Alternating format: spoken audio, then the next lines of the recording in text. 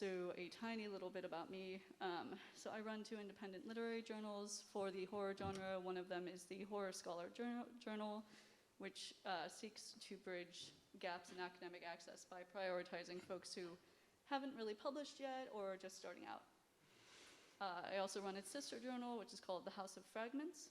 This is basically a home for abandoned or in-progress concepts. So if you have a paper that you have always wanted to write, you've got like 2 paragraphs about it, you submit it to our journal, and it has somewhere to live. It also has an adoption center where you can drop a concept if you're just like, I will never have time to write this, and another writer can pick it up and take it from there. Amazing. So I'm really delighted to be here, and I do want to thank the Center for Monster Studies. I really appreciate it. So getting on to the focus for today, our first panelist, H. Marshall Leicester Jr. is here to discuss the Hammer Studios Dracula in his presentation titled Hammer Rereads Dracula, the Second Time as Farce, or Keeping a Stiff Upper Lip in the Ruins. This examination challenges established interpretations of the classic film. He'll discuss how the movie, with a self-aware connection to its source material, Did you have a... I'm sorry you have to go through all that. I'm not giving that paper at all. Oh! Yeah. That's news to us. And I will mention this. I'm just Marsh, by the way. It's Okay. So shall I go? Let me preface the other 2, and then, okay, so you can, if you want to, give your own introduction. But Marsh is a professor here. I assume everyone in this room already knows him. I have heard many a thing. It seems like I'm the only one unfamiliar.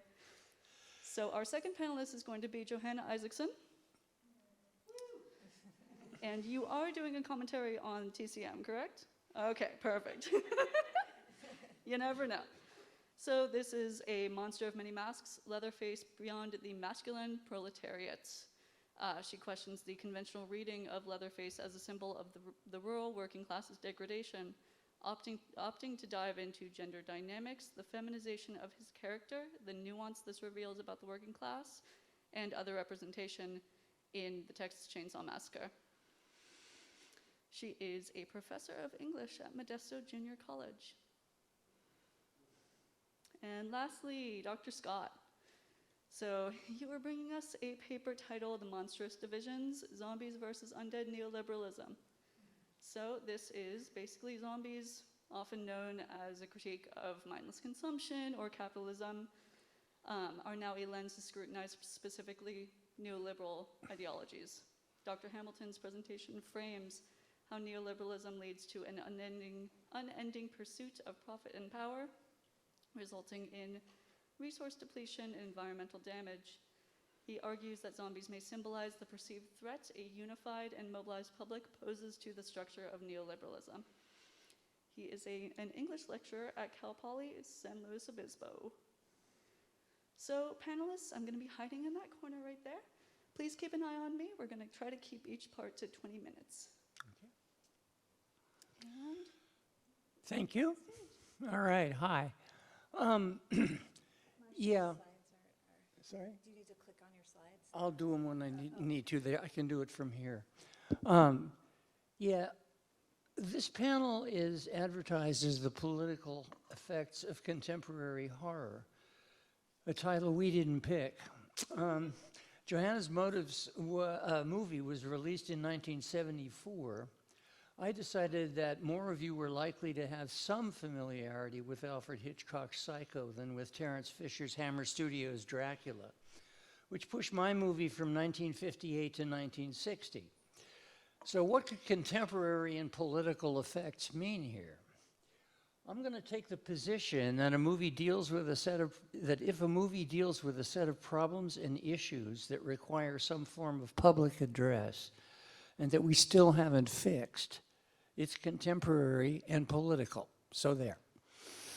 So my my panel is my talk is titled "Mother as Monster: Feminine Discontent in Psycho." Jeffrey Jerome Cohen in Monster Culture, 7 Theses, and the book Monster Theory, Reading Culture, that he edited and introduced with it, founded the discipline of monster studies by blowing the monster's cover. Any such critter can now be dried up and blown away by the magic formula, "You are nothing but a cultural projection embodying a historical category crisis, a mere displacement." Though, since the crises you embody and displace are real ones, you'll always be back. I have no quarrel with this formulation. Everyone at this conference ought to have read this subtle and sophisticated piece before you came. It provides simple and powerful external criteria for making complex and powerful analyses of monsters in culture and cultural products. Though you know what kind of thing you're going to find before you start, that by no means makes the finding easier or less rewarding. Nor will it necessarily make the monstrous affects associated with monsters go away. Even monsters that are out of date once embodied things worth being afraid of, and that frisson can sometimes be recaptured by even the driest of historical analysis. Can you guys hear me okay? I feel like I'm wandering in and out of, yeah, okay. In what follows, I want only to suggest that there are some iterations of the monstrous that anticipate by their internal workings the kind of diminishment of the beast that the external methods arrive at.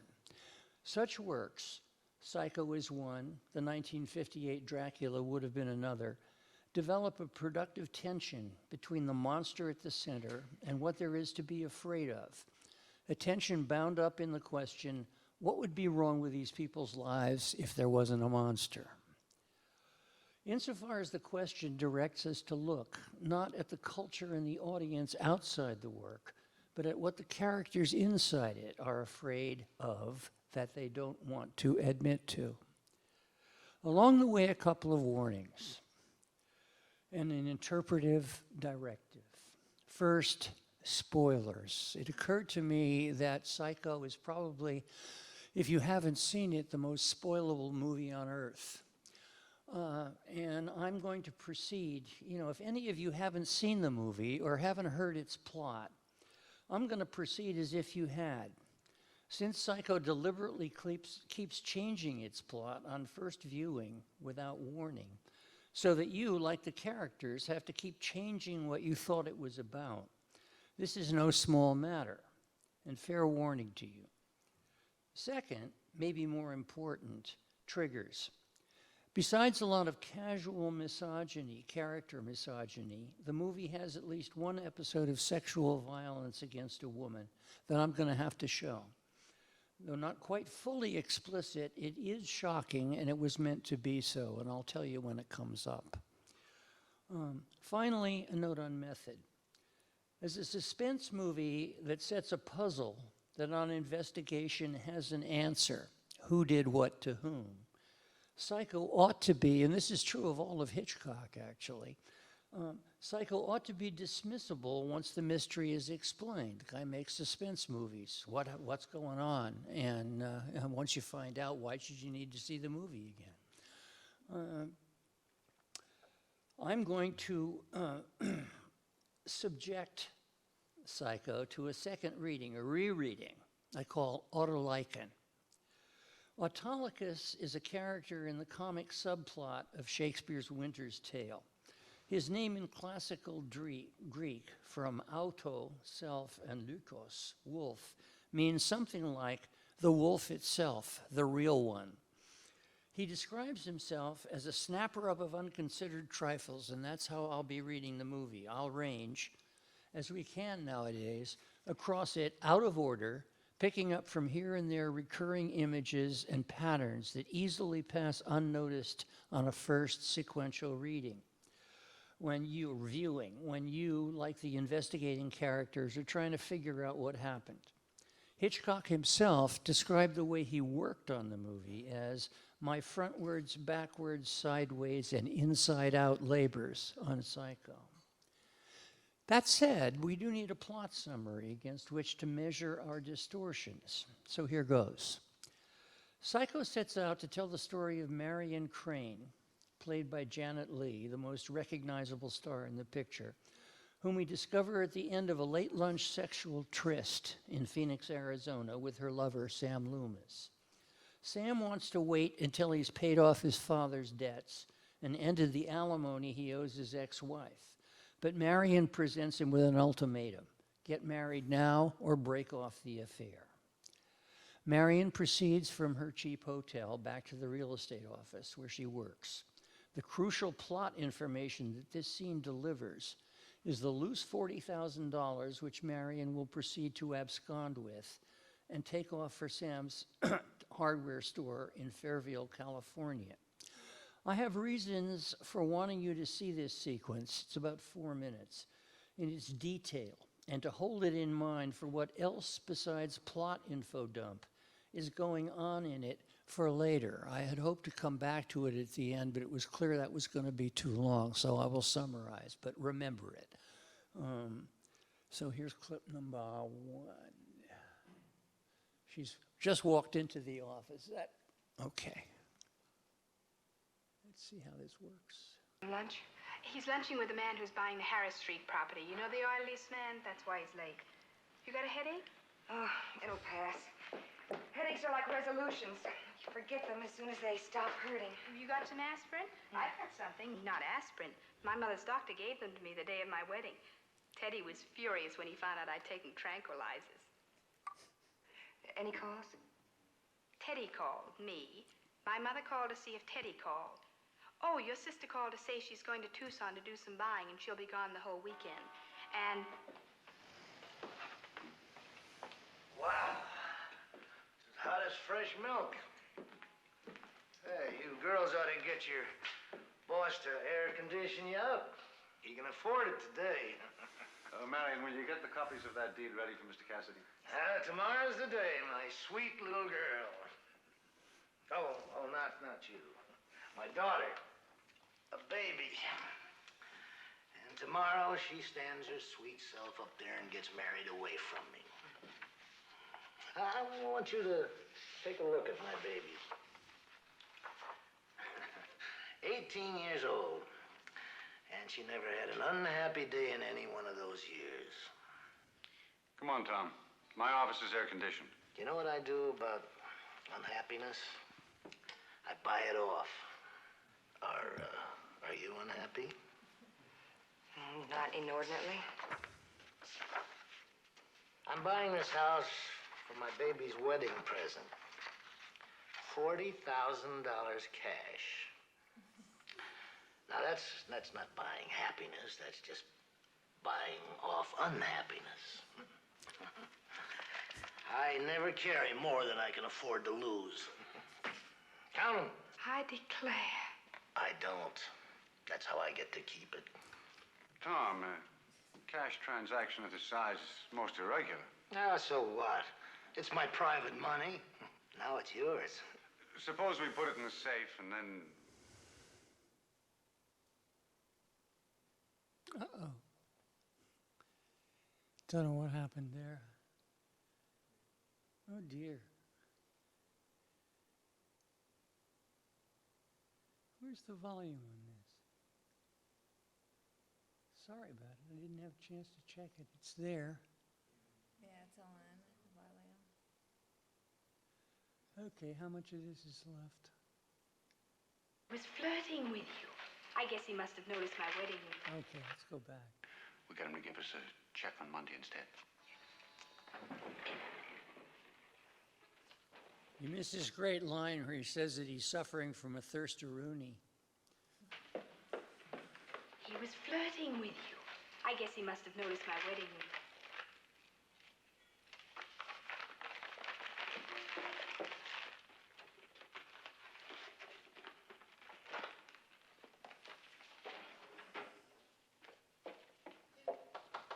Come in. The copies. Mr. Lowry, if you don't mind, I'd like to go right on home after the bank. I have a slight headache. You go right on home, because me and your boss are going out and get ourselves a little drinking done, right? Of course. Do you feel ill? Just a headache. Yeah, what you need is a weekend in Las Vegas, the playground of the world. I'm going to spend this weekend in bed. Thank you. Aren't you going to take the pills? They'll knock that headache out. Can't buy off unhappiness with pills. I guess I'll go put this money in the bank, then go home and sleep it off. Okay. Marion drives from Arizona to California with various adventures, ending up in a rainstorm that forces her to take shelter in the Bates Motel, a virtually abandoned hostel that's been left aside by the freeway that bypasses it. She discovers from the owner, Norman Bates, that she's only 15 miles from Fairvale, but decides to stay the night in the motel. After a fairly intimate conversation over sandwiches with Norman about the private traps people can find themselves in, it emerges that the ambivalence about her undertaking, the tension between desire for erotic fulfillment and for respectability that's never really gone away for her, is still in play as she calculates what she'd have to pay back that she's already spent in order to make it as if her theft had never happened. There's a lot of that in Marion's story, undoing it. We never really find out at what point she would have stolen the money. Yeah, that too. Marion goes on to take a shower, leading to the most famous or notorious scene in the picture. And here's the trigger warning, in which she is murdered by a female figure with a knife, whom Norman, horrified, subsequently identifies as his mother. I'm going to edit this on the screen. Here she is taking the shower.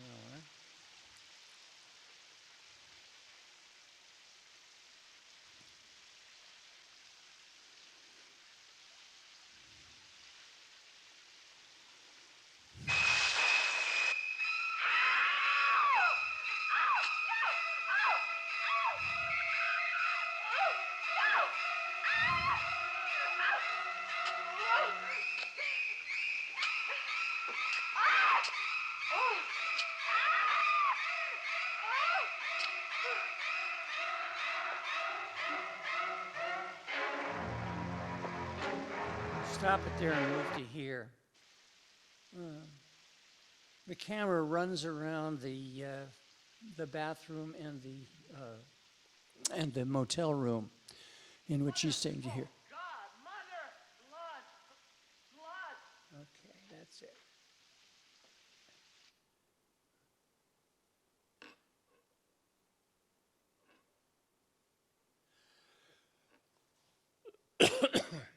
He spends the next 10 minutes, Norman, cleaning up and disposing of Marion in her car, trying to make the motel room look as if she'd never been there. Another one of those erasures. He's cleaning and along with the $40,000, which he never sees. He doesn't even know it's there. And he dumps them in the swamp out back in her car. The first time through audience is thus set on the track of Mother, who is surely set up as the monster here, and her motives, which the characters, while the characters try to figure out what's happened to Marion and the money, which they think must somehow be involved. Marion, along with the money, has been purloined, hidden in plain sight, like Poe's scandalous letter. Her itinerary from hither to yon has been suspended. Her itinerary towards some sort of conclusion, who she would have been in the more conventional horror suspense Hitchcock movie, like Young and Innocent or The 39 Steps, that this one was shaping up to be, has been suspended. It's worth pausing over this hiatus in the movie that you and the characters thought you were watching to see what happens to it. The characters move in and take the picture over. Each of them has what amounts to a private Hollywood genre movie they imagine they are in or want to be. Here's a quick sketch. Mrs. Deputy Sheriff Chambers. I'm just going to, click these people on as slides so you can see what they look like. She's the one in the middle there. She seems to have fixated on the generic look of Marion's sister Lila and Sam, who have no chemistry whatever and constantly compete over who should run the investigation. Their after bedtime appearance at her house, seeking help finding Marion, fits cozily into the Hollywood convention of a midnight eloping couple showing up at the Justice of the Peace to be married. It turns out that this couple don't fit as yet into that story. Their tale of how they became co-investigators still has the ring, though, of a meet cute. In standard Hollywood practice, once Marion disappears from the film, the usual expectation is that the one nubile girl left standing will find a man by the end of the movie. Mrs. Chambers' suggestion after church that they come over to the house, not the office, around dinner time, it'll be nicer, to make a missing persons report suggests that she's still working on that movie. Milton Arbogast is a private investigator.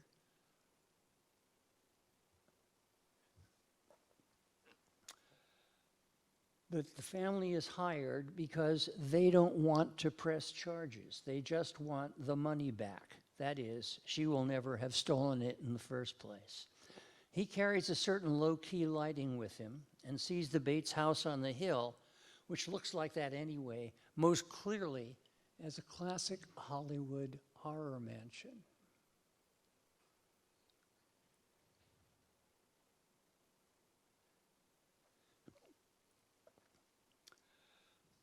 Arbogast's profession has generated for him a method of inquiry based on open, articulate distrust of human honesty. He assumes that he is continually faced with informants who have some reason to avoid giving the information, and often consequent embarrassing self-revelation that he seeks. Arbogast consistently articulates statements or questions that pretend and imply that he knows there's something really going on here that still needs explaining. With checking, I could get to believe you. That is, he purports to show his interlocutors how they look in the present state of conversational play and gets them to react. Arbogast plays a version of the mirror game subversively. He plays the mirror of the other, but in a preemptive way that tells you how you appear and invites you to agree or disagree.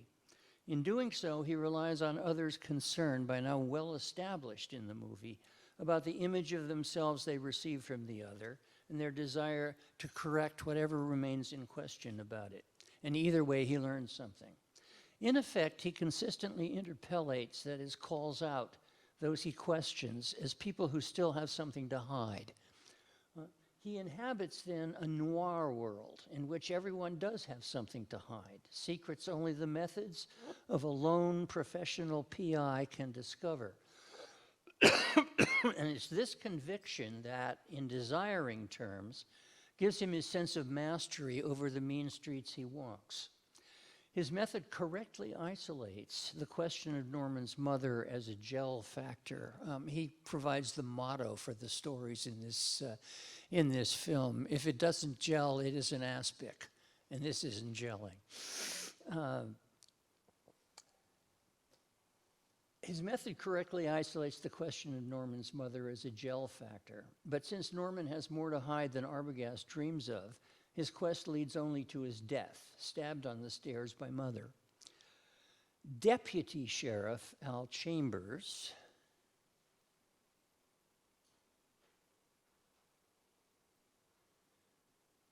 real down-home character. That's him after church in the middle of it. Who consistently refers to himself, announces himself to others as sheriff, has a stake in the authority of his office. When Lila and Sam show up, that situational and desired authority allows him to conduct a deductive interrogation that elicits the true and gossip-worthy backstory of Marion. Whatever they do in real life, it's the job of movie police to uncover such family embarrassments and the motives that surround them. Chambers' deprecation of Arbogast and his recommendation that turning the investigation over to the police will produce better results than a louche private detective have the smell of a minor class antagonism. The deputy jouissance speaks in the way he enjoys demonstrating his first name intimacy with the community he inhabits and his knowledge, unavailable to city folks, of community history. And he loves delivering the self-satisfying punchline that ends the scene. Well, if the woman up there is Mrs. Bates, who's that woman buried out in Green Lawn Cemetery? He'd like to strip Arbogast's noirish movie of its generic lighting and lone wolf investigator and replace them with a better lit story of village deduction, where he might have a more central role in bringing things to light. How are we doing with time? 1 minute? I'm doomed. I am doomed. I mean, I'm sorry that there's half of this left. What should I do? If you want to give a quick summary. I can try. I'd really like to talk, I'll skip over the psychiatrist. Nobody likes the psychiatrist in this movie anyway. The thing with him is that he enjoys taking command of the plot and telling you all about it, and his account's full of holes.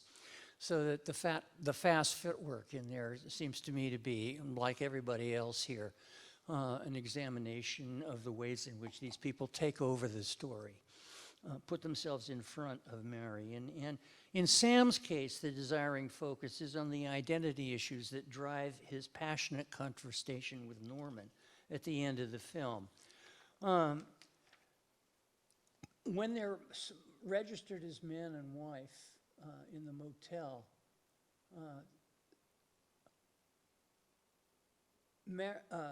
Lila, the sister who's competing with him over who runs the investigation, nails how disturbingly his own situation nails a certain image of Sam's situation. That is, if you had a useless business like this motel, what would you need to get out to get a new business somewhere else? $40,000? At this, Sam, whose back has been to Lila, suddenly turns around and his face is stricken.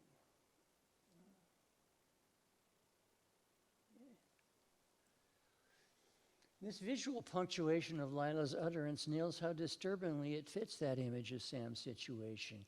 How convenient $40,000 that Marion might have been bringing him would have been to pay off his debts. And it's that leads him into this peculiarly vicious and aggressive interaction with Norma, which I'll just read to you. If I were alone here, like you, I'd do almost anything to get away, wouldn't you? I think if you saw a chance to get out from under, you'd unload this place. You look frightened. I've been talking about your mother, about your mom, about your motel. How are you going to do it? Where are you going to get the money to do that, Bates? Or do you already have it socked away? A lot of it, $40,000. I bet your mother knows where the money is and what you did to get it. I think she'll tell us. And the outcome of this engages is to blow the cover of the kind of interested, extra-motivated aspects of everyone's pose of factual investigation and explanatory narrative. Sam's misdirected accusations of Norman only succeed in tipping Norman off to Lila's absence and sending him after her, knife in hand and wig on head. Sam becomes a patent, though unintended, cause of the final events of the narrative. And there I was going to show a clip, and what the clip shows is that she sees Norman coming up the hill. It drives her into the root cellar, and that's the way in which she discovers what's really going on. And Sam recovers and chases Norman and gets to rescue what he's been trying to make out of Lila through the whole movie, which is the damsel in distress he can rescue. And gives you the image of what's actually happening. So here he is to the rescue. Norman in drag with a knife that he subdues. And here's what you get to see as Mother appears. All right, Marsh, I think we're going to have to cut you off there. Okay, let me see if I can summarize enough. Boy, is there a lot I wanted to say. I'm sorry. That's all right. Just that what happens in this movie is that the images that you get of Mother that make her into a monster, once her monstrosity, because she's a figment, you know, she's the imagination and the obsession and the psychotic delusion of Norman. She's no longer a real person. The way she talks in the movie is really a way of Norman talking to himself. Have you got the guts, boy? You know, she's rude to him. She's the thing in the movie, I guess I would say, that doesn't take shit from men. And that once she's no longer a central figure, because there's no mother, she didn't do it. Everybody in the movie is trying to save Norman. You know, nobody quite comes out and says Norman killed those girls. But it wasn't her either. And so once that's cut loose, what you get to see is what's left over, which is the replacement of women and their concerns and their desires by stuff like the psychiatrist's mansplaining. And that once you see that it's everywhere. And this is why I wanted you to see that first thing, you know, in which she's beset from every side by that kind of dismissal, including even, you know, like class and money. Come on to my office, Tom, it's air conditioned. You know, and Marcia, I hate to cut you off, but just in the interest of time for our other panelists, I do want to make sure they get their 20 minutes. okay, I will be finished in a minute, Okay. if that's okay. So it's that the movie's about. It's that patient examination of the everyday, the domestic trammels, the grinding of women that is in that movie everywhere. And this way of proceeding allows that to emerge so that she becomes this kind of haunted voice, which as it goes away, also leaves the kind of not only what women have to put up with, which the movie shows you over and over, but how they might feel about it. Let's leave it at that. Thank you very much. Thank you, thank you. Okay, Joe. You gonna be there or you wanna be here? Maybe faster if I just open my slides there and just do it there. Yeah, so I can help you over here. Okay, thanks. Yeah,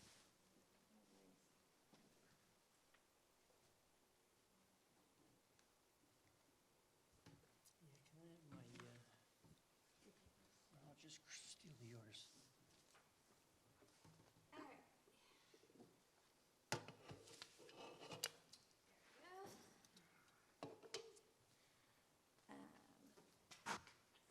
My slides here. Looks like it's gonna work.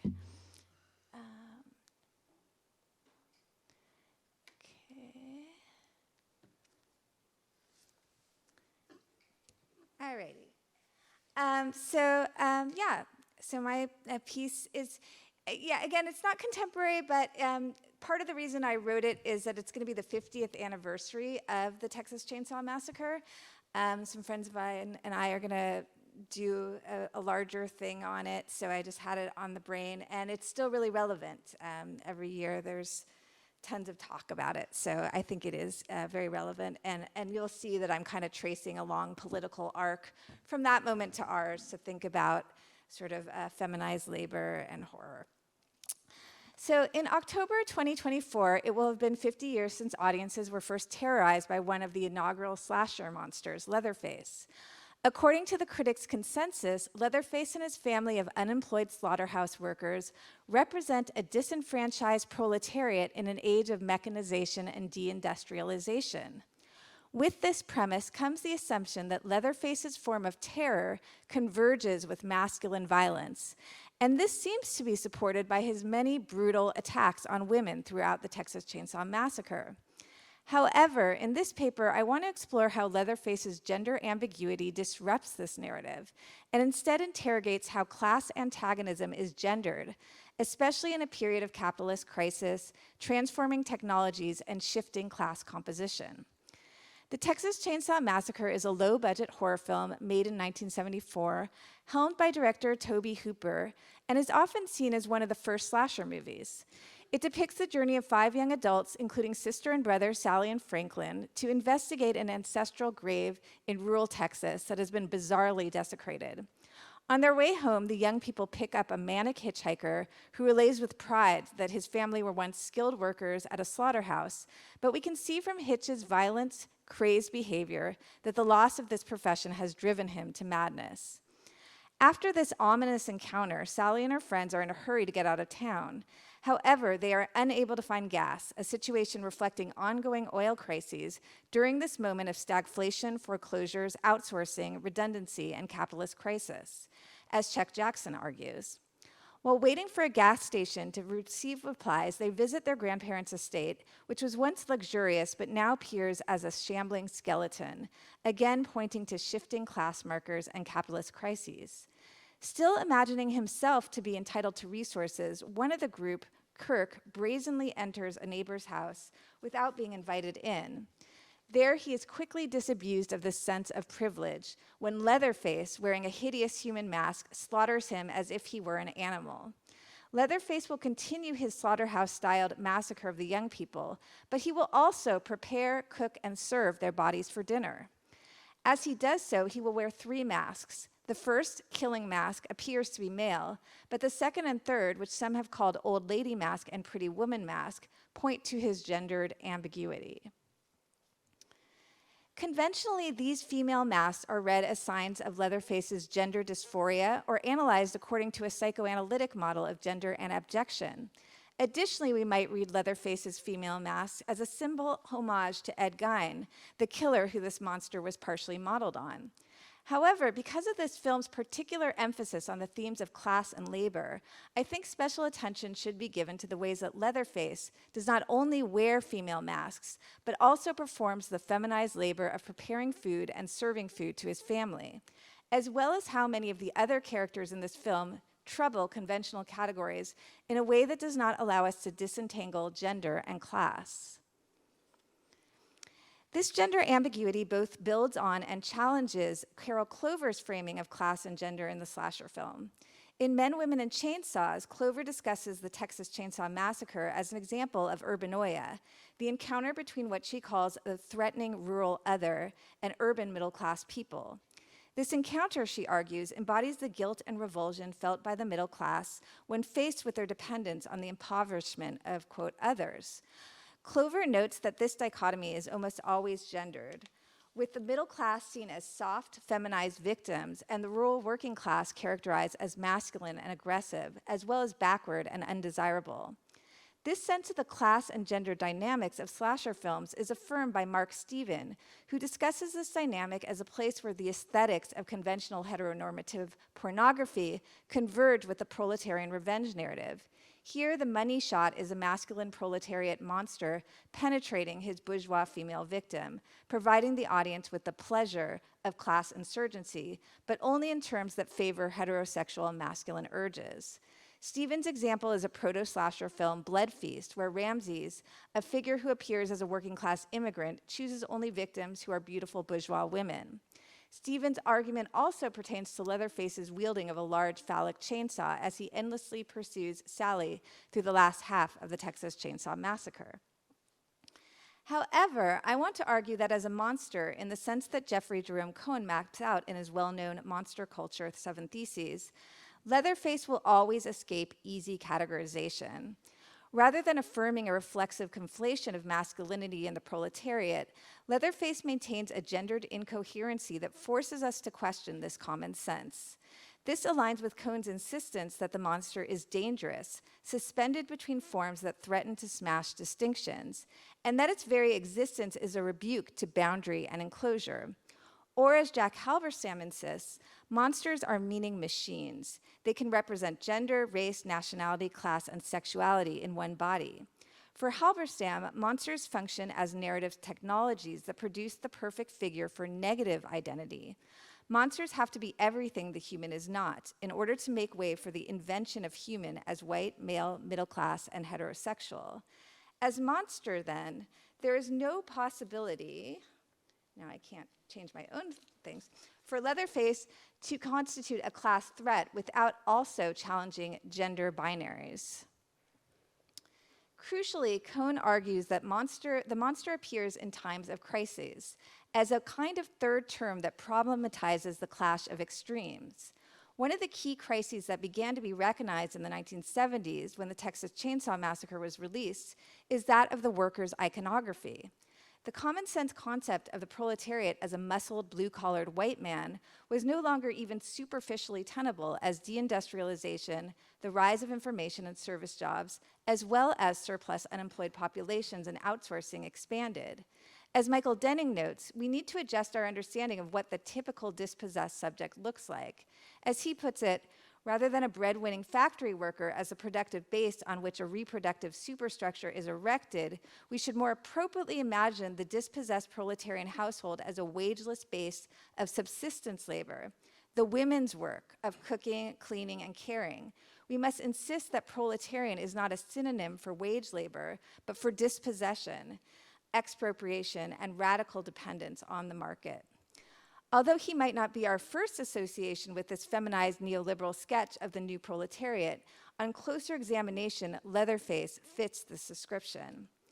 Like Denning's dispossessed proletariats, Leatherface's household is a wageless base of subsistence labor, where he assumes the position of the housewife, preparing the food and serving it to his male relatives, albeit that food is human meat. Not only does Leatherface receive no financial compensation for his labors, he's threatened with domestic abuse when he fails in his duty, as we see in a moment where his brother chases him and beats him, yelling harsh remonstrances for not properly fulfilling his domestic duties. More, if we are to give credence to Carol Clover's canonical reading of Leatherface and his family, they should not be seen only as stand-ins for class resentment, but as rednecks who, she argues, are coded to represent indigenous peoples on the verge of being deprived of their native lands. As such, they come to signify land and genocide guilt, she says. Leatherface, in Clover's reading, is an encompassing signifier of objected bodies and labor that have been treated by capital as natural resources, rife for primitive accumulation, or what David Harvey has referred to as ongoing accumulation by dispossession. This expropriation of nature, or what has been seen to be external to capitalism, has been linked by feminist theorists of social reproduction to so-called women's work. We can thus go further and recognize in Leatherface's deeply othered status the exploitation and secretion of reproductive labor. That is, traditionally feminized work that is not done at the point of production, but is still essential to all production. Since capitalism's onset, production and reproduction have formed a gendered binary that may be separated spatially, but is theoretically and operationally united. While reproductive labor has been seen as natural or less important work, it is an essential means to replenish the traditional male worker and society as a whole. Despite his phallic weapon, Leatherface's activities more closely correspond to this reproductive activity than to that of the masculinized productive worker. In fact, his erect chainsaw may be an attempt to compensate for this reality. As Tithi Bhattacharya argues, there is no truly non-economic sphere of the capitalist system. That which is viewed as non-economic has to be understood as conditioned by the economic. Both are essential components of a totality which shifts with historical transformations. Without so-called non-economic activities such as raising children, caring for elders, and sustaining households and communities, capitalism would have no human subjects, no society, no culture, no social bonds. And yet, these crucial services are mostly unwaged and instead rewarded, as Nancy Fraser argues, in the coin of love and virtue. In the Texas Chainsaw Massacre, we see what these activities would look like if the mask of love and idealized sentimentality surrounding the family was discarded, and the raw meat of economic expropriation and patriarchal hierarchy below was exposed. Devoid of the tender mercies of the angel of the household, TCM's family of cannibal monsters exhibit an unadulterated peek into what Jordy Rosenberg calls the hiddener abode of reproduction. Attending to social reproduction allows us to pierce beyond the surface of TCM, which would seem to depict women as simply disposable bodies to be hunted, hammered, hooked, frozen, sawed, and eaten, or as embodiments of middle-class obliviousness. The mixed gender group of hapless young people consisting of Sally and Franklin Hardesty and their friends are shown to be incrementally more civilized than the murderous Sawyer family. But beyond the superficial differences, there are many parallels between the two clans. Like the Sawyers, these teens are also unemployed and adrift. Unlike the hippie youth of the 60s, the previous decade, they see no horizon of hope. Instead, they peruse horoscopes and highways for meaning, but find only death. In this sense, they too are wearing masks. They look like the middle-class victims of the monstrous rural other, but they look like, the middle-class victims of the monstrous rural other, but they too are threatened with obsolescence even before they are attacked. In other words, everyone in this universe is feminized and precarious, despite their varied outward appearances. Neither the Sawyers nor the Hardesties and their friends experience unwaged life as leisure. TCM shows that the out-of-work Sawyers never stop working. After losing their jobs, they engage in full-time unpaid social reproduction. Like many unemployed people, they must fall back on the inadequate resources of the family for survival. In films that are considered more elevated, family relations are often romanticized to the point where they do not appear as sites of labor. In the case of the Sawyers, though, no idealism of this institution is possible. Rather, shared blood leads to bloodshed. The structure of the family is bared to reveal its reliance on the threat of violent domination. This continues the tradition of the American Western, in which homosocial family structures show the family deprived of its social sense and social meaning, while leaving its strength of primitive loyalties largely untouched, as Robin Wood puts it. Although the Sawyer family consists of only 3 brothers and barely alive grandfather, they take on the roles, as Peter Cullen notes, of a traditional gendered family made monstrous, with Grandpa taking the patriarch's seat at the head of the table and Leatherface dolled up as a servile wife. What's more, even though the entire family is involved in stages of food preparation, including killing, preparing, and serving, cooking, the task most readily identifiable as feminized, is still degraded. Cook, the oldest brother, tries to assert his authority, but Hitch insults and dismisses his specialization. He's nothing, just a cook, Hitch says. Me and Leatherface do all the work. This denigration of reproductive labor maintains hierarchy in the family even when every other aspect of civilization is cast aside, including the taboo against cannibalism. As Mark Steven notes, the Sawyer men have been made obsolete by modernization and capitalist transformations, but for a few minutes their dining room is transformed into the slaughterhouse. This is not only emblematic of their desire for an industrialized past, but of the ways that deindustrialization leads to a blurring between public and private spheres of work. The film's treatment of these male monsters demonstrates our contemporary landscape of exploited social reproduction. They are examples of the new reality for most women and men. Both are looped into a Sisyphean cycle of unpaid or underpaid reproductive labor. And yet, instead of solidarity, there ensues a stark war for domination, along with what Jason Reed calls negative solidarity among men. That is, the weak bond orienting isolated and competitive individuals against those who are seen to be failing to work or bear their share of austerity. This is grotesquely exemplified by the long, torturous scene where the Sawyer brothers try to coax their desiccated grandfather into killing Sally with a hammer, despite his clear physical inability to do so. This feat, they believe, will reassert his skill and prowess at a job that no longer exists, and thus redeem the whole family's masculine pride. Leatherface represents this gendered duality as both the wielder of a phallic chainsaw and the wearer of an apron. In his domestic space, Leatherface cowers before Cook's abuse and dedicates himself to servilely feeding his family, all the while wearing the skin mask of a woman's face over his deformed visage. Yet his gendered humiliation perhaps contributes to the zeal with which he wields his phallic chainsaw.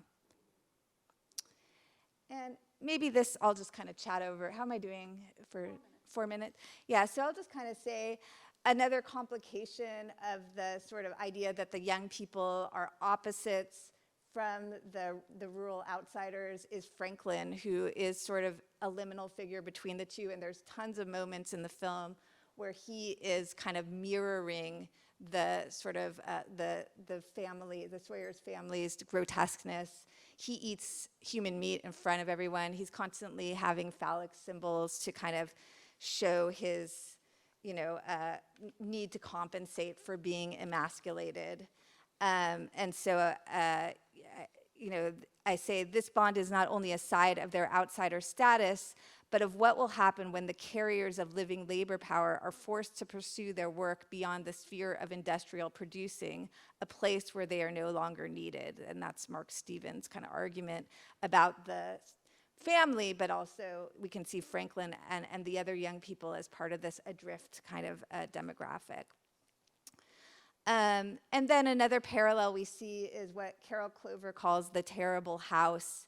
It's not just the terrible house of the family, of the Sawyer family, but also the kind of house that the young people go to that used to be a place of wealth and power and is now very, very desiccated. So it just kind of shows that both of these groups are both feminized and classed in sort of parallel ways.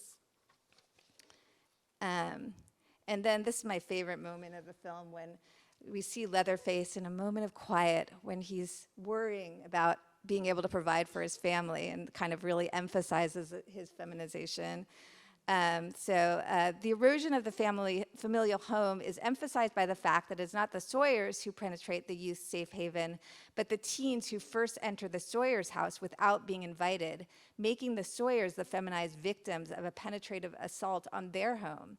At one moment, Jerry temporarily escapes Leatherface's grasp, and we can see what drives Leatherface is not bloodlust, but worry and responsibility.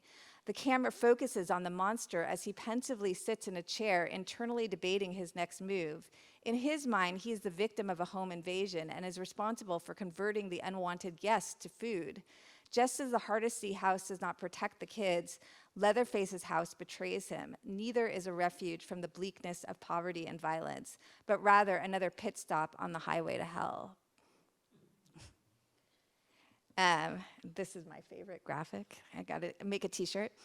As Robin Wood, Mark Steven, and Christopher Sherritt have intimated, only a radically destructive vision can construct an insurrectionary cinema.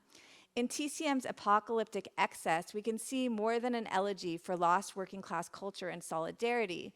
TCM instead inaugurates a new left cinema, one not just belonging to the 70s, but to our moment as well, that understands with Mark Steven that the early 20th century revolutionary figure has not vanished, but has more precisely disaggregated into less familiar forms.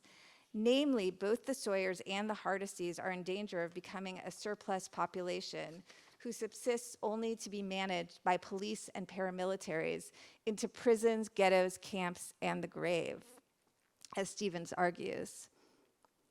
This is my final slide. TCM's rough, cheap formal innovations show this surplus population exploding onto the screen with powerful excess. This is more than a lament for the good old days of manufacturing employment and the traditional family. The film's apocalypticism points to both the chaotic escalation of capitalist atomization that follows the disintegration of older work regimes and family forms, and the inchoate power of those who have nothing to lose. In the end, Leatherface interminably swings his chainsaw, calling out to a glaring, unforgiving, depopulated vista. Meanwhile, Sally, doused in blood, is driven away from the scene, laughing maniacally, giving herself to a triumphant madness beyond language. These mirrored wordless expressions of both power and impotence by the film's two final girls and monsters shows the surplus worker and the feminized victim of violence to be intertwined, parallel actors in a world that defies reason and whose hope lies on a horizon of refusal.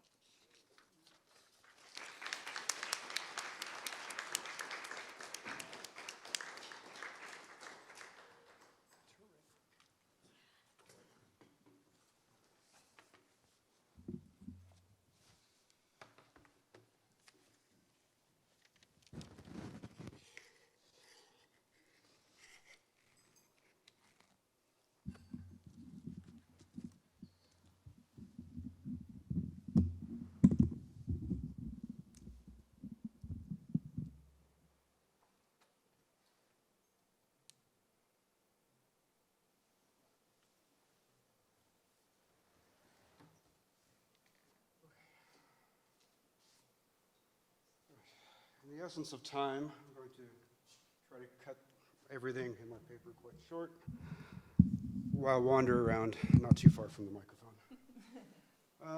First of all, thank you to Michael and Jen and Renee, wherever they are. The student assistants, you're amazing and worth your weight in gold. And Manuel and Raul as technicians, you're amazing, thank you. So, basically when asked, why monsters, right, or horror? I always say that like the monster is the embodiment of the moment of realization that life is not quite what it seems, that the representations are wrong, that there's something else behind what has been accepted by humanity as everyday life. This is how life is presented in the public square, but subsequently adopted by everyone else, right? Henri Lefebvre, the kind of underrated French theorist, in my opinion, says that theory detects and states conditions of possibility. The monster and horror provides the opportunity to theorize the consequences of such revelatory actions, right? Zombieism, I argue, is a theory of crisis and critical potentiality that detects aspects of everyday life that may have become detrimental, and yet is still accepted as normal. And in a lot of ways, in previous eras, that's been capitalism, right? Let's get rid of that. So originating in Haitian and African folklore, the zombie is an allegory of slavery. But zombie, in part, is a genealogy of detrimental social relations and labor relations. The zombie is widely considered a floating signifier, right, for anxiety and fears of a given era. Most prominently, the zombie has been used for capitalism because capitalism created zombies in its overtaking of the market of the Haitian sugar trade. Here we go, zombie. David McNally connects the development of modernity directly to capitalism and the monster. He says, what is striking about capitalist monstrosity is its elusive everydayness, its apparently seamless integration into the banal and mundane rhythms of quotidian life. And perhaps this is correct for modernity and capitalism, but I contend that neoliberalism is not so covert and has been very subtle in its disruptions of everyday life. Neoliberalism is the governance through crisis, actual and instigated, decimating subtle normalizations and hijacking corporeal vulnerability for political, ideological, and economic benefit.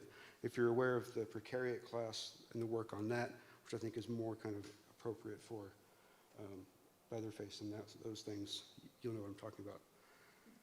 Hollywood narratives, however, tend to resist such contestations to that power. Zombies do more than dramatize vulnerability, and through some of these Hollywood narratives, actually reinforce the violent disruptions. And I argue that a lot of new zombie movies, the bigger Hollywood ones, are actually more pro-neoliberal than anything else. So as neoliberalism continues to dominate global social existence, perhaps no other figure is more suited to examine that monstrous set of ideologies than the one born of horrible labor relations. Right. So to review really quickly, in case you're not familiar with all of the many tenets of neoliberalism, which there are many and very many contradictions, It works to create a privatized, competition-based society where all aspects of life mimic free market conditions. Zombies and neoliberalism has, of course, been examined before, but I don't think in as much detail as needed. Right? The main tenets of neoliberalism are deregulation of markets, globalization, individualism, privatization, minimal and decentralized government, abolition of the welfare state, financialization and meritocracy, among many others, including, which you see in a lot of apocalyptic films and stories, the responsibility to the self and the self only in terms of survival. In neoliberal scholarship, which there is loads, the 2008 economic crash was supposed to be the end of the neoliberal agenda. And essentially, since then, most neoliberal scholars have been deeming the agenda undead.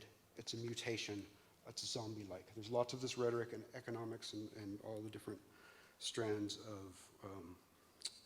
of scholarship. Today, I will argue that the narratives that potentially perpetuate and explicitly promote neoliberal ideologies through zombies, through monsters, and the studies related, need to be examined and confronted to distinguish the rampant, cruel divisiveness which has almost become mundane under neoliberal order, especially in this country. Divisiveness is one of the key aspects of neoliberalism that distracts from all the other culture wars and all the other things that are actually happening in terms of deregulation. So to jump into the examination, first, the Netflix series prequel to Z Nation. Z Nation's amazing. Black Summer is different, right? And what I claim is that Black Summer is, its sole theme is individual competition, and that's it. There's very little else involved. It's really well done, but it's disturbing in that sense. In The Diner, in season 1, episode 5, The Diner, I think this is quintessentially a display of that individual competition. This epitomizes the near incessant competition the characters experience and seem compelled to perpetuate throughout the series.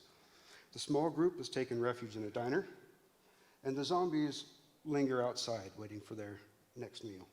The small group has taken refuge at odds since arriving at the situation. The monsters outside are of little match for those on the inside. But the diner scene reveals how divisive and interpersonal politics and individual competition works.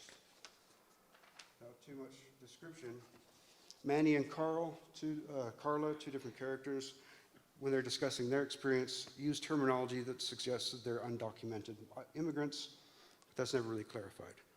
Talking to Son, who speaks very, very little English, Carla makes reference to the horde, and here is potentially analogous to the migrant caravans approaching the southern border at the time the series was made, and the resurgence now, of course.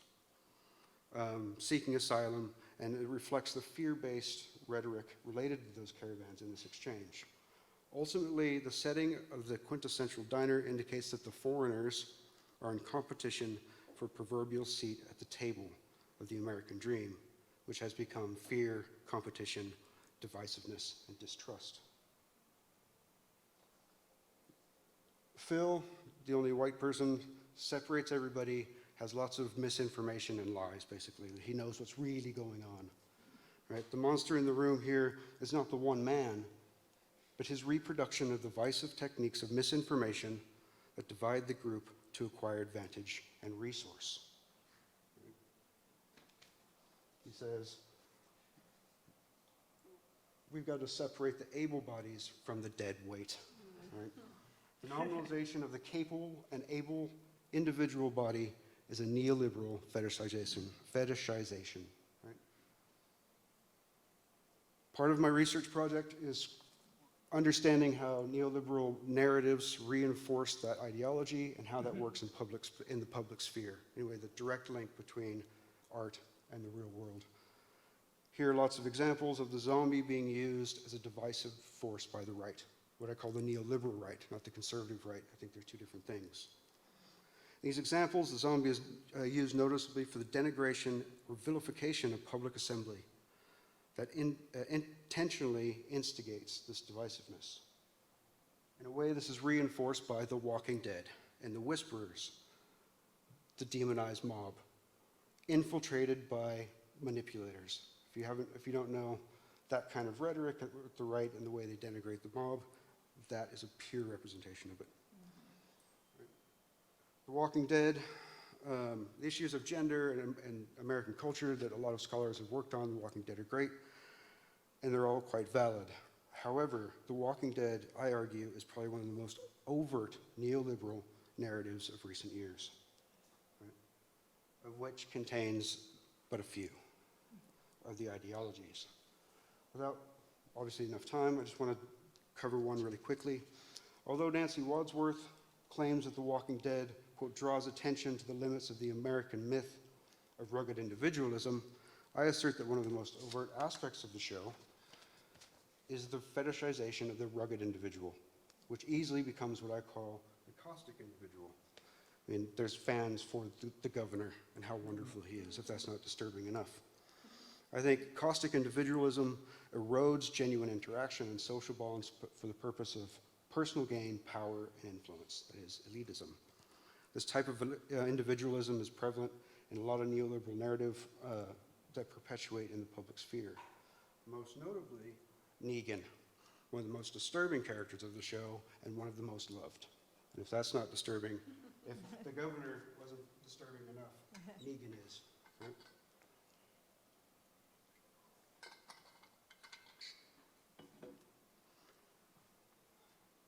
So Negan, the online retail options for Negan demonstrate a commodification of the fetishization of individualism, it's a lot of isms, promoted on the show, right?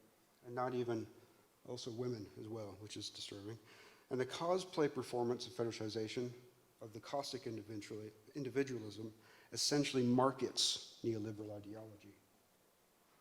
Although the early seasons, as Zach Finch indicates, something of a white male fantasy return to power and gender roles, the series progresses. As the series progresses, the caustic individualism is not just male. Carol, Maggie, and those like Madison, want to see a female monster? It's Madison. Are somewhat timid at the beginning, but they become ruthless and vicious. The Walking Dead promotes such individualism indiscriminately as a type of mask of inclusion. Neoliberalism does not discriminate in terms of its ideologues. So women are included to be able to be ruthless individuals and self-reliant. There are lots of examples of how this works in the real world and public sphere, which I'll skip. The woke mind virus has been equated to zombieism. Thanks, Elon, for perpetuating that. The left is no different. There's neoliberalism left, which also uses monsters as a divisive measure. I wish I could go into that, but I won't at the moment. I just want to get to Resident Evil. Henry Thoreau argues, is that where I'm at? Hopefully. That public space confirms the idea of individuals and groups having a public voice, thus drawing a distinction between civic liberty and market liberty. For the neoliberal, open space allows for the congregation and potential solidarity and of democratic engagement. Death of the individualism for them, death of the individual as a result, becomes the bestial socialist Walking Dead horde. And as such, the ideology contends that public space should be privatized and surveilled. Thoreau indicates as such, saying that under neoliberalism, the notion of national security based on fear and control rather than a culture of shared responsibility. And I'll skip my rant about how Umbrella and Amazon should be equally equated, but it's basically Resident Evil and Umbrella becomes much less of an allegory of corporate sovereignty and becomes really close to the truth in terms of something that's being established as a repressive corporate apparatus, which is a monstrous leviathan for sure. Most notably, this real weapons corporation called Umbrella. Right? How am I doing on time? You have 7 minutes. Okay. So the 2020 Netflix Resident Evil series depicts a possible neoliberal future where the public and private space is owned, surveilled, and controlled by a sovereign corporate panopticon and managed through regulating the ability to assemble under the guise of being safe from being consumed from the monster's horde, that is, the public. In this exchange, for example, Jade, with the main characters, indicates how pervasive Umbrella's surveillance has become since she was last there. This character, who I can't remember her name, Betty, I think, responds in a typical fear-based acceptance, which allows pervasiveness to become infectious. Oh, I feel much safer now, as she can't leave her house and lives with a zombie. In opposition to, so that's Resident Evil, yeah, and the other woman, right, there we go. And she says, right, Umbrella is everywhere. And the cosplay for the Umbrella soldiers is no different, right? This is, again, a way of fetishizing and marketing neoliberal surveillance ideology and should be considered thus. Here we go. But however, in opposition to the caustic fetishization of neoliberalism, Judith Butler indicates that when bodies gather as they do to express their indignation and to enact their plural existence in public space, they're also making broader demands. They are demanding to be recognized, to be valued. They are exercising the right to appear, to exercise freedom. They're demanding a livable life. And I argue that in the neoliberal era, this is what the zombie is demanding, a collective life, right? A plurality of life, free from the indiscriminate violence and damage and destruction that the humans impose on them regularly. Right, so it's time to rethink the zombie, in other words. Right. George Romero's Land of the Dead, is very much a story about the precariat class resisting, collectively going against the neoliberal Tower of Babel that is Fiddler's Green. Right. If you want to see monsters, you have to look no further than HBO's Succession. Is the most disturbing monster narrative, I think, in modern times. The show demonstrates how neoliberals and neoliberalisms, like the Murdoch family, is not lurking capitalist hegemonic power of the past, but is on full display and represents and is presented as entertaining, award-winning drama, right? Their family is being awarded for their actions by Oscars and lots of money, right? People love that show and I have no idea why. It's horrible. Moreover, the show exemplifies the brazen spectacle of neoliberalism as a form of pseudo-crisis government demonstrated by numerous U.S. Administrations, not starting with that one, but that one as well, and other things like UK Brexiters, the neo-right-wing groups in the EU, and all of that stuff. So in the neoliberal context, the zombie and the zombie horde potentially represents a perceived threat of a unified and monstrous mobilized public opposed to the economic, political, and biological power of neoliberalism, right, which is responsible for the decimation of the communal society. Notice I'm talking a lot less about monsters in it like we have for the most part of the day, but it's kind of new monster that doesn't look, it looks like everybody else, is everybody else, and is divisive. In other words, the zombie is potential liberator of the impending social and environmental catastrophe of the insidious, divisive monster, undead neoliberalism.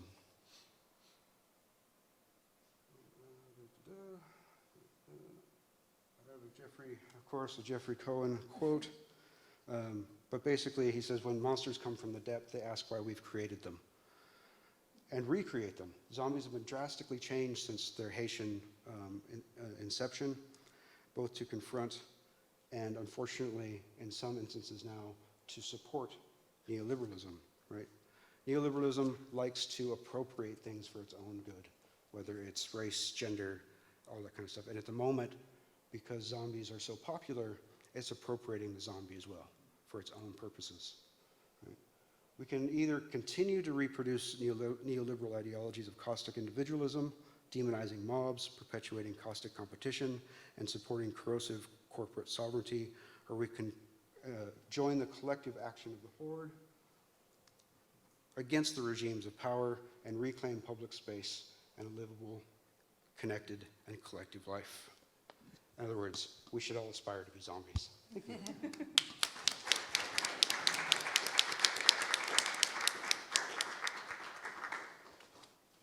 Awesome. Thank you so much. So can we get a round of applause for our speakers, please? Thank you. So I'd like to open up to a Q&A. We've got about 15 minutes-ish for Q&A. So does anyone have questions for our speakers?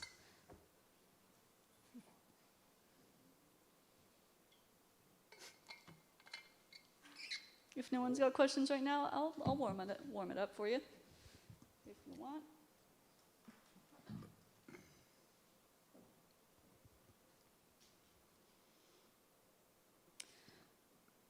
Okay, I did want to ask you, Dr. Scott, how did this paper come about?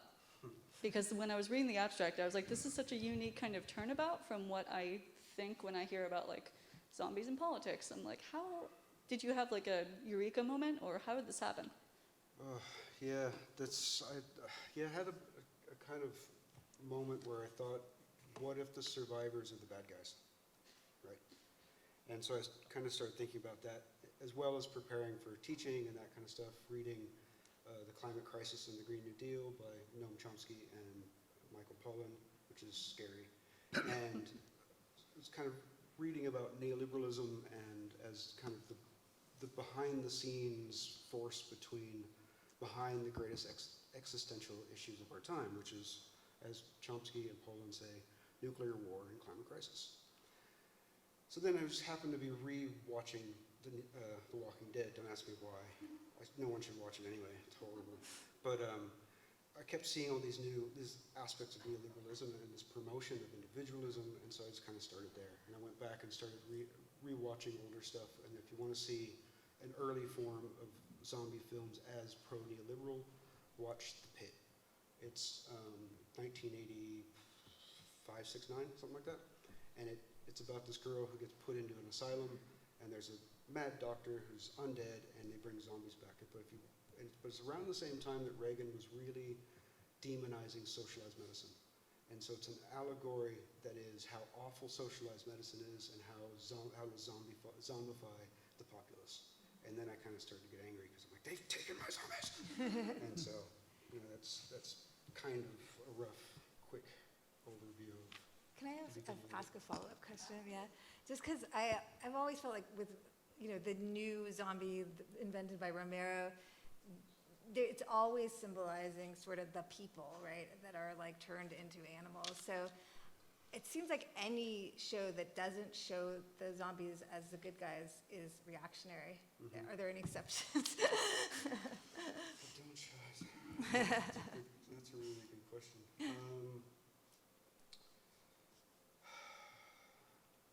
I mean, obviously that might be too crude because there could be it's a very other interesting, things going on. It's a very interesting question. I mean, like I said, zombieism, I think, is a theory of crisis and testing, like stress testing society through that extreme crisis. And I think the stories that are produced are the way that the zombie mirrors what's happening in society. Mm-hmm. I'm rethinking that the zombie isn't just that monstrous other that is very common in scholarship, but that it's a mirror of the monster inside of us, right? Or of that part of society. So there are films that are quite still antagonistic to that agenda, like Here Alone is quite good in terms of like people finding safety in collaboration and that kind of stuff. So there are lots of good films and potentials for things that are not neoliberal, but I think my main objective is that, unfortunately, as literary scholars and cultural scholars, that we need to not assume that every narrative in our monster niche is what we think it is, and accept it for those values. So it's been very difficult for me to try to watch these going, they're using my zombies for something bad, right? But I have to give that up and say, is this pro-neoliberal? And I think that that unfortunately a lot of them are. And it's the reason why a lot of monsters, there's not like creature monsters anymore in mainstream Hollywood, right? Because they don't sell as much. So I don't know, that doesn't answer the question, but I think it's a great question. So. Yeah, no, it does, I think. No, I don't think I need a microphone. No? Okay. I just wanted to ask Scott. Oh, okay. I guess we I just wanted to ask Scott in particular how you get from the figure of the zombie as and their demand for recognition to the demand for redistribution and all those complexities for a livable life, for a kind of radical imaginary of better world, and the details of that segue, if you could, because some of us see zombies as this, you know, kind of sluggish horde together, as opposed to the depth and range of that imaginary. Well, they have interesting papers too. Yeah, I'm still working on a lot of the aspects of it, but in thinking about the humans as the evil villains, we started thinking about, well, the zombies are collective. They're more social, right? They are more kind of equal. They share as much as they can. They don't fight each other. Like I'm trying to read them as something that's a collective life that's unknowable to us at the moment. But you know, they're basically vegetarian. They don't use plastic. They don't use petroleum products, right? They only have one dietary source, and that source, you know, there's plenty of it and way more than there should be. So, you know, I just, yeah, I'm still working up, but just those kinds of thoughts of like, just trying to rethink and what that means to think of them that way, right? Which I'm not quite sure yet. So, thank you. Anyone else? Thank you for this great panel. I'm interested in, Scott and Johanna, what you raise about the implications of reading monsters through affects. And I'm thinking of the lingering on that final image of Leatherface in the chair and that kind of, you know, quasi-maternal sense of responsibility and even pathos for a family structure that can't be reproduced.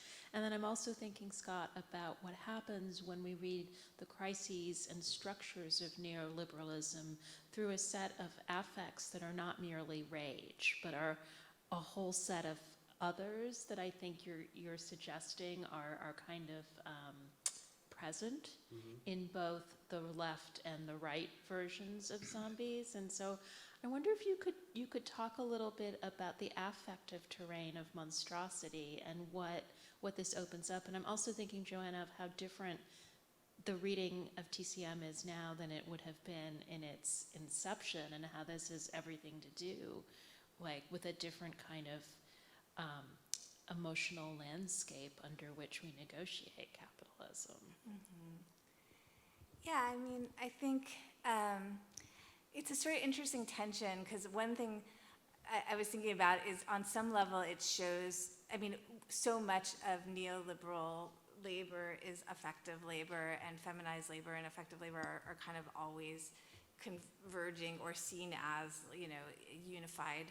And one thing that TCM sort of does is bear the device on some level, in that, like, the family, like, if you know, is mystified so much because of all the affect that's overlaid with it and all the expectations of love and care.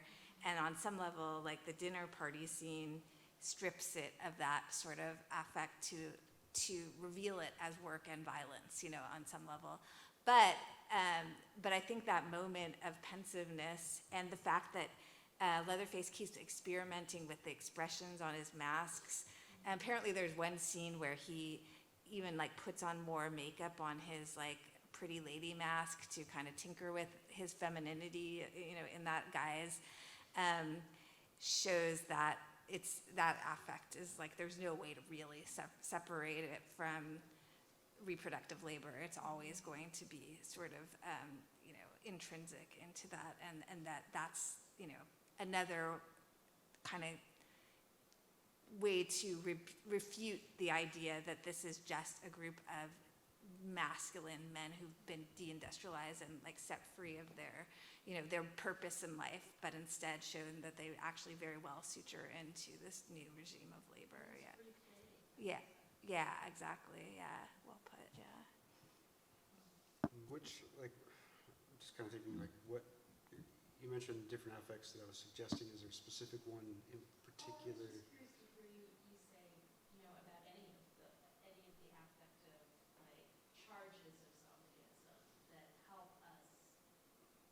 situate them in the neoliberal paradigm? I don't know, should I continually tell you how awful The Walking Dead is?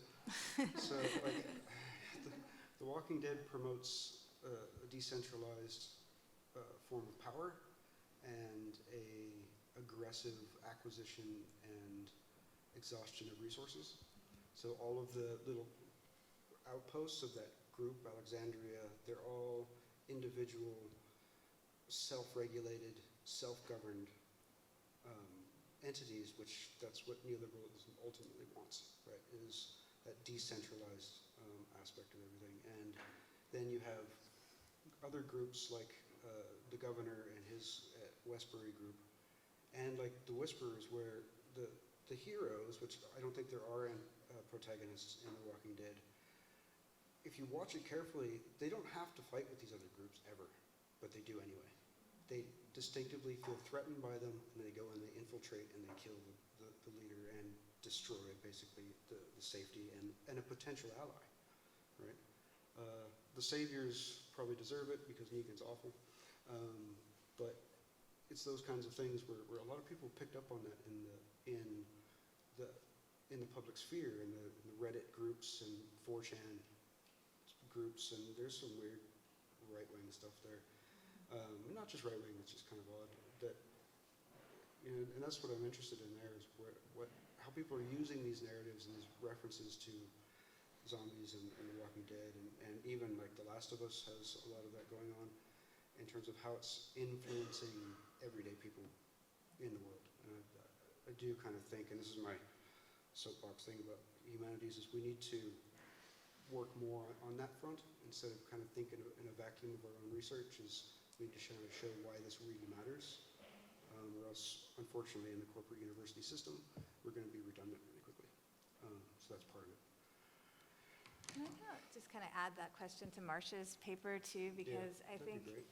what you were saying about women's voices being sort of co-opted and sort of left adrift, do you feel like affect and the way that the men, like Norman appropriates his mother's sort of persona, fits into that narrative as well?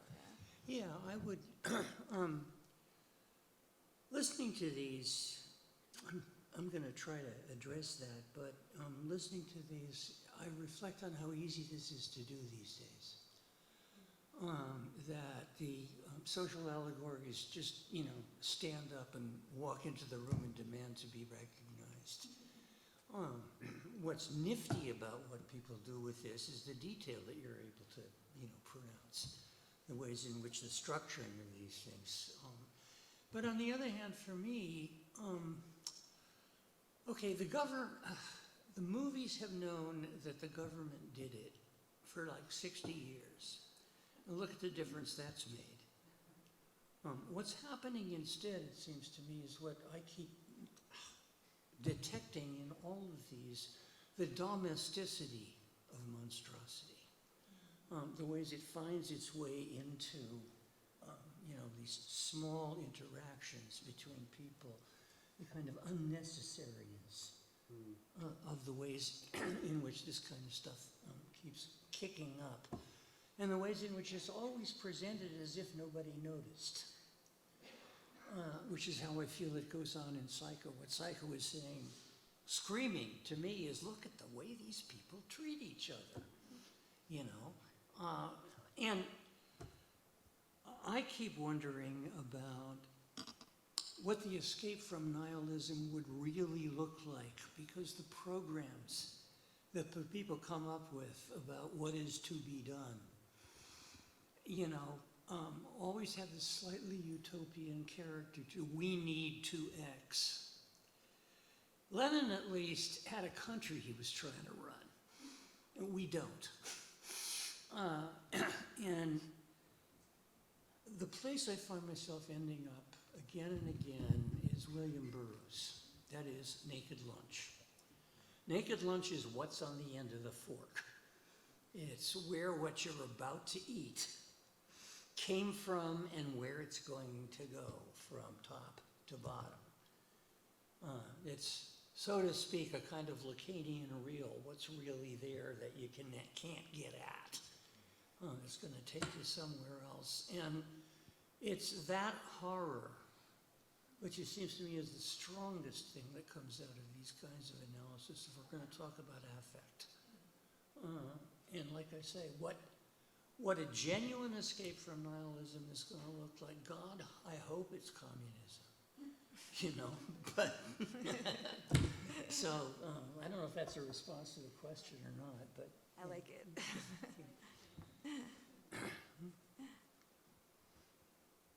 Dr.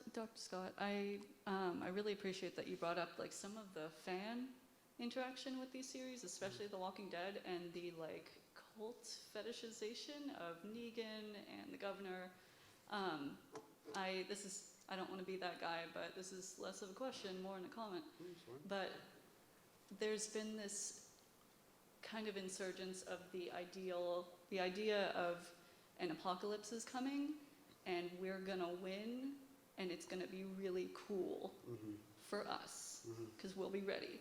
And it's this masculine idea of like, oh, everyone else is gonna get screwed, but we know better.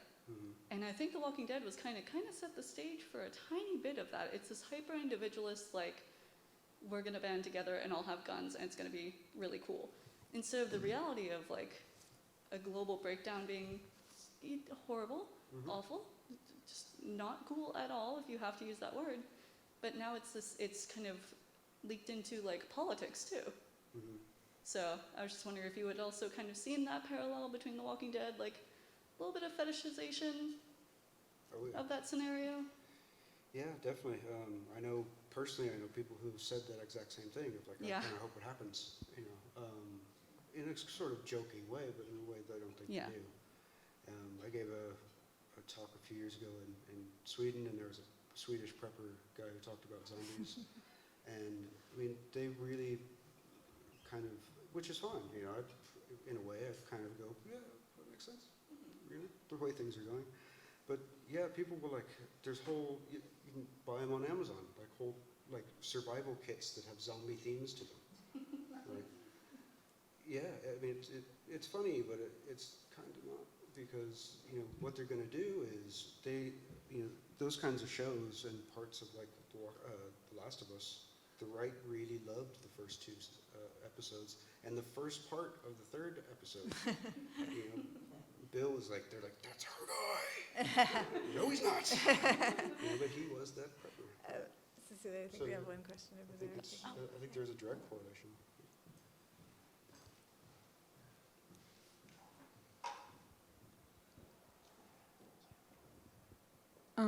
I don't know if this is going to be articulated like at all, but in the Texas Chainsaw Massacre, coming back to the kind of like gender dysphoria angle of Leatherface, in which when he and like his family, I guess, when he specifically is wearing this mask of femininity, it is like this kind of disturbance of these gender roles, and that he is the one performing them when previously he's presented as like this masculine figure in the movie with like the chainsaw. And it is objectively disgusting. He's wearing a human face, like human skin over his like real face, and what they're doing in their performance as a family is objectively a perversion. I mean, they're like around a dinner table and eating human flesh while wearing like human skin. But at the same time, when he is presenting as his like masculine form, I guess, with his chainsaw, he's still doing that like thing with the skin and wearing that gender and that identity as a performance. And so I'm just wondering, like, do you think that's saying something about the performance of all gender, or like the family, that domestic family in general? I don't know. Could you elaborate on that, I guess? Yes, definitely. I mean, I think that's the excellent reading of the film.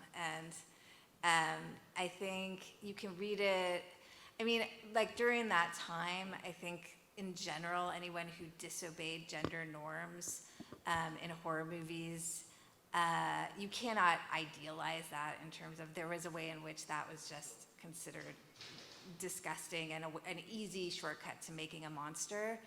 But I think, Tobe Hooper the director is pretty sympathetic with his monsters.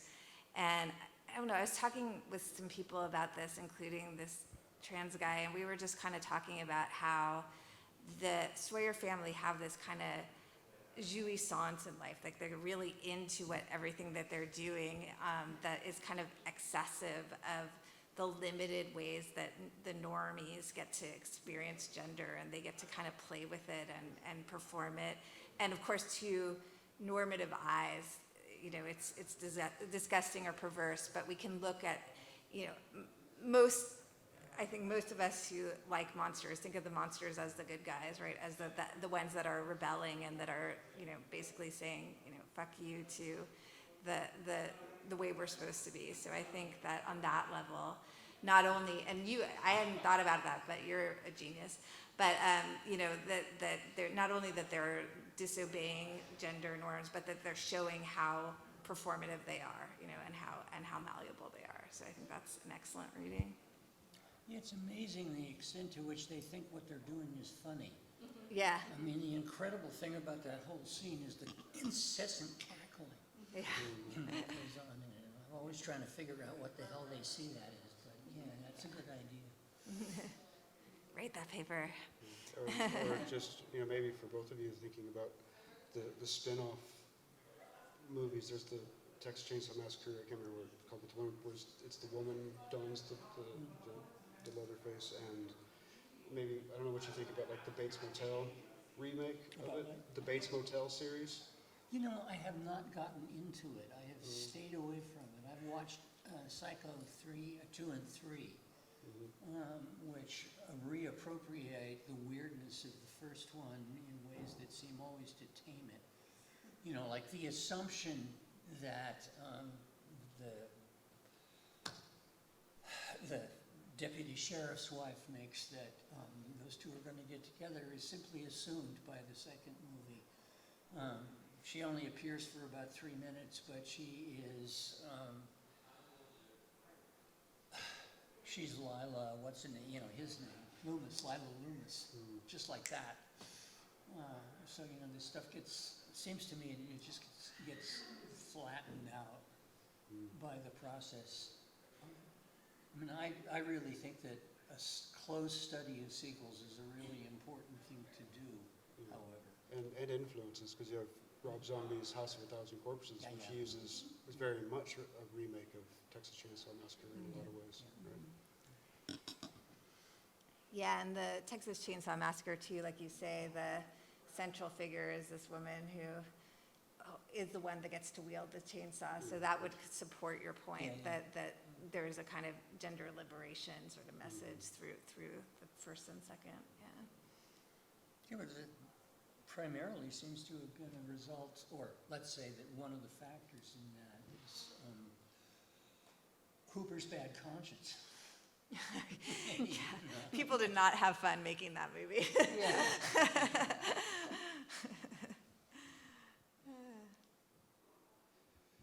All right, so we've got time for one more, and then we'll have a keynote at 3:45.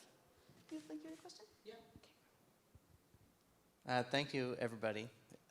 All the talks were great. I know zombies have gotten more airtime than other things, but that's what my question is about as well. So I think a common way of thinking about the zombie is as you presented it, to periodize it. In this early moment, it's about slavery, labor, production. Then in the context of the post-war boom, it becomes about the deadening of the mind and a critique of consumption. And then in the neoliberal era, if it maintains its allegorical dimension, it's still, it's been captured by the right. In a war of all against all, you can't trust anyone, you retreat into the family, and that's all one can do. Who else can you trust? The Hobbesian reality is presented in front of you. But nevertheless, even in a more conservative world where that's the lesson, the most conservative works are the ones that lend themselves to identifying the utopian dimensions in them, which are just as historical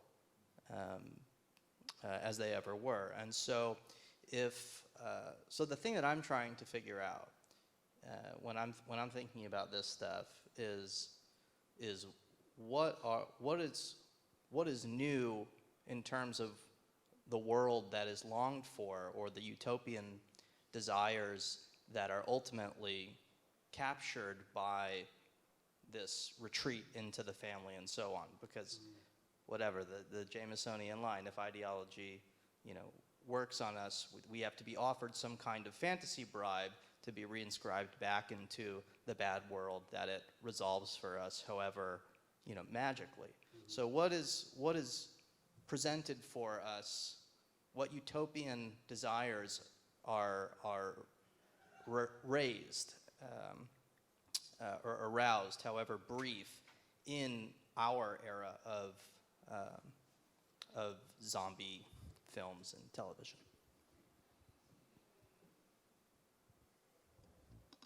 Great question. I guess my perspective's a bit skewed. First, I'd like to say that there's a missing era in research, and that's that directly post-World War II up to Romero. A lot of comic books advanced the zombie and what it is today that's gone unrecognized. Cherokee has a book, or has a chapter in our book about the comic Cold War era, post-war era, which is really interesting, and that the comics actually developed the zombie from the mindless slave into the walking corpse before Romero. So there's that. So that's really interesting. I'd like to say that. Unfortunately, I think a lot of that utopian kind of attractiveness is an odd thing that you were mentioning, is that the kind of libertarian us against the world. I can do what I want to whomever I want without repercussion. And so it's not, I don't think it's much more of a utopia in the classic sense of utopia. I think it's more of an unfortunate mask of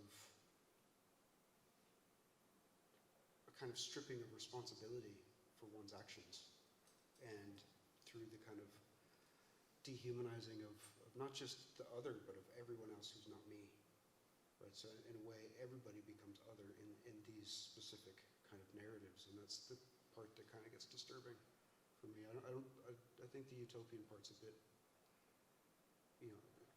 can be redemptive utopias in a specific way if you strive for them, but a lot of these, like Resident Evil and The Walking Dead, there is no utopia that's available, and it's almost liberates them from the responsibility of it. I'm just kind of thinking through it, but I'm. Don't you think, in a backwards way, there's a utopian to this sort of small commune that, they, raise cattle in the morning and make plays in the evening and do the sort of lack of division of labor and those, it's manifested in a really reactionary way, but isn't that sort of a part of the fantasy too? It is just, and that I think is the way, like The Last of Us has that episode about the communist group. And the reaction in the public sphere was, well, see, communism can never work in real society. It has to be fragmented and torn down and be isolated in order to actually be a functioning society. It can't work on a large scale level, which is scary, right? And that's the way they respond to that episode, is see, it can't work in real life. So, but yes, I do think it is kind of, but in which zombie narratives do any of those actually sustain or succeed? They're always torn down. The barrier is always broken. Invaders always take what somebody else has. So, I see that. Yeah, I'm not saying that I think it ends in closure, but those openings can't completely be reclosed once they've been shown. They're still part of the fantasy structure. There is such a thing as people taking care of each other. It's just that the organizations of it aren't very powerful. And that I guess to my vision of black utopianism, I would add solipsistic nihilism as the ideal. that we're talking about, and it has enormous power. All right, folks, I think that's all we've got time for. It is currently time for our keynote downstairs. So thank you so much for attending. We really appreciate it. Thank you to our speakers.